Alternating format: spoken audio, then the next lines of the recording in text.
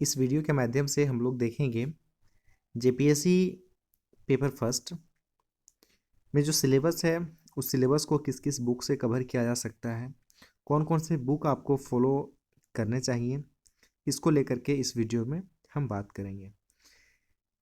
ऐसे कई मेरे मित्र के सवाल थे इसमें, जो कमेंट्स आज मैंने सुबह में जो डाला था वीडियो उसमें, सर जेपीएससी का सिलेबस हर साल चेंज होता है क्या, कुछ इस तरह का सवाल था।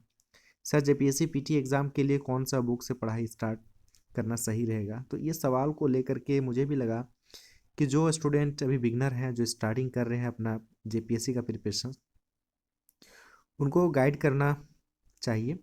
और यही बात को केंद्र बिंदु पे रखते हुए इस वीडियो को मैं शूट कर रहा हूँ।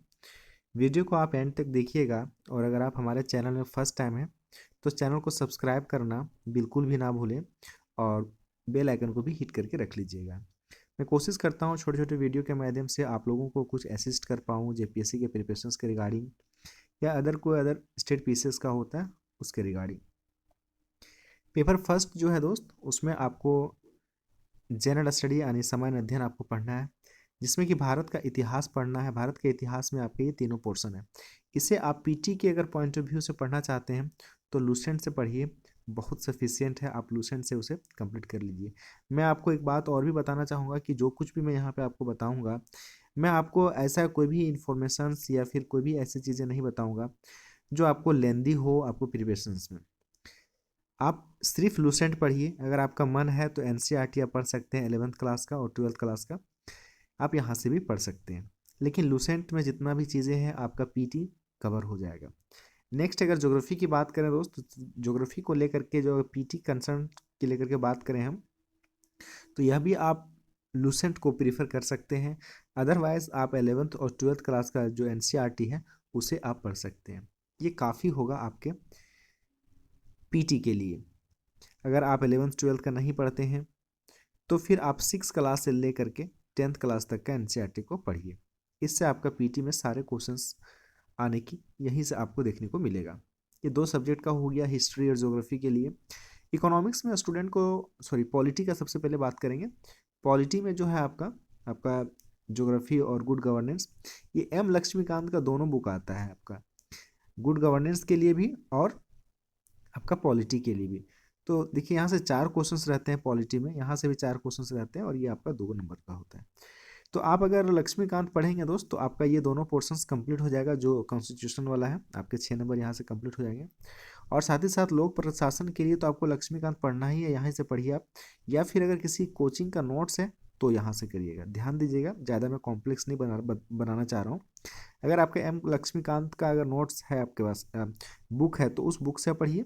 अदरवाइज किसी कोचिंग का नोट्स पीटी पॉइंट से बनाया गया है तो उसे आप प्रेफर कीजिए। बाकी आप भारतीय संविधान के लिए और पंचायती राज और नगरपालिका के लिए जो आपका पॉलिटी का कॉन्स्टिट्यूशन बुक है एम लक्ष्मीकांत का, वहाँ से आप पढ़िए। ये तो बिल्कुल ही करके रखिएगा, पंचायत और नगरपालिका यहाँ से आपका एक एक क्वेश्चन फिक्स है। इसमें से आप अगर नहीं करते हैं सपोज लक्ष्मीकांत से, तो आप यहाँ से लूसेंट से इसको कंप्लीट कर लीजिए। लूसेंट से कंप्लीट जरूर कीजिएगा।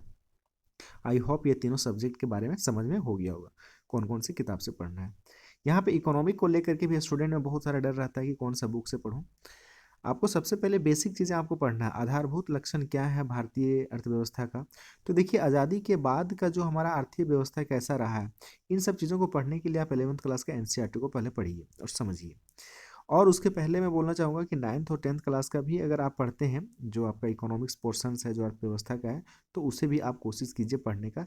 अदरवाइज यहाँ से आप उसको छोड़ के आप 11th और 12th क्लास का जो मैक्रो सिलेबस, मैक्रो बुक है, इसमें 2 बुक हैं 12th क्लास में, तो दोनों नहीं पढ़ना है। उसमें से जो मैक्रो का है उसे आप यहाँ से कंप्लीट कीजिए, ये सफिशियंट है आपके लिए। उसके बाद जो आपको एक अच्छा कैच दे सकता है, अच्छा एक पकड़ दे सकता है, वो आप अगर किसी क्लास नोट्स है खास करके जेपीएससी को लेकर के, तो आप उसे प्रीफर कीजिए। और ये दोनों चीज़ों को कंप्लीट करने के बाद आप साथ साथ में लूसेंट को ज़रूर देखते चलिएगा, क्योंकि लूसेंट तो आप हिस्ट्री में पढ़ेंगे ही, ज्योग्राफी में पढ़ेंगे ही, तो उसके साथ साथ आपको यहाँ पर भी लूसेंट को देखते हुए चलना है। ध्यान दीजिएगा कि लूसेंट को आपको तो ले करके ही चलना है, लूसेंट को नहीं छोड़ना है। क्लियर होगा यहाँ तक बातें। अब हम आते हैं साइंस एंड टेक की बात करते हैं। तो साइंस एंड टेक में कुछ भी अगर नहीं पढ़ना है तो दो चीज़ ध्यान देना है। एक तो एनसीईआरटी का जो बुक है 6 क्लास से 10th क्लास तक का साइंस का, उसे आप पढ़िए। अगर इसे आप बाइकआउट करना चाहते हैं, इसे छोड़ देना चाहते हैं, अब नहीं पढ़ना है एनसीईआरटी को, तो लूसेंट पढ़ लीजिए।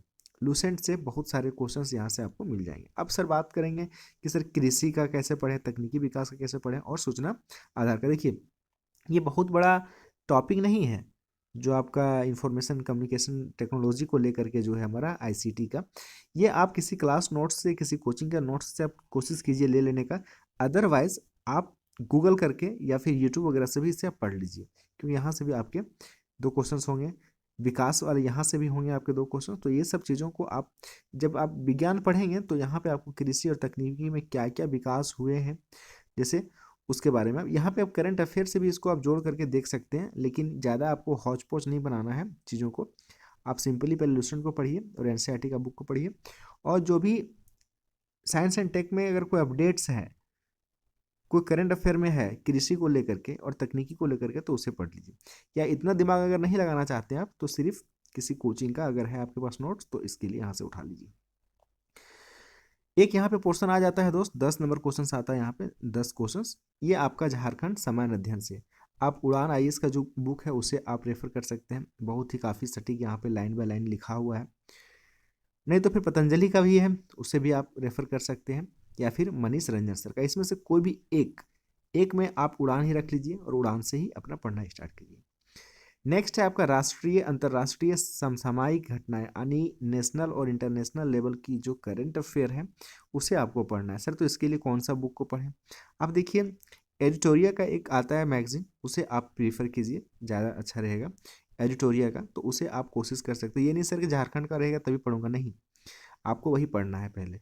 उसके बाद यहाँ पे जो मिस सेलेनियस है, तो मिस सेलेनियस के लिए मैं आपको बताना चाहूँगा कि आप लूसेंट में जो भी मिस सेलेनियस है उसे आप कंप्लीट कर लीजिए, और साथ ही साथ इसमें आपदा प्रबंधन पढ़ना है, ह्यूमन राइट्स पढ़ना है। ये छोटे छोटे जो टॉपिक हैं जो कि मैंने सिलेबस का डिस्कशन किया हुआ है, आपको यहाँ पे आई बटन में भी मिल जाएगा, या फिर डिस्क्रिप्शन में जाइएगा तो वहाँ भी मिल जाएगा। उस वीडियो को आप देख लीजिए कि आपको इसमें मिस सेलेनियस में क्या क्या पढ़ना है आपको, और वही सब चीज़ों पर आप फोकस कीजिए। तो ये तमाम जो चीज़ें था आपको बुक के रिगार्डिंग मैंने बता दिया, पेपर फर्स्ट में कौन कौन से बुक से आपको रेफ़र करना है। यहाँ पे आपको निकल करके आ रहा होगा कि कोर में कौन सा बुक आपको देखने को मिल रहा है, तो लूसेंट, और सेकंड में एनसीईआरटी, एनसीईआरटी के बाद क्लास नोट्स किसी कोचिंग का है, तो ये तीनों चीज़ों को कंपाइल करके चलिए। होपफुली आशा करता हूँ कि आपको आपका तैयारी अच्छा हो जाएगा यहाँ से, इस तरह चीज़ों से।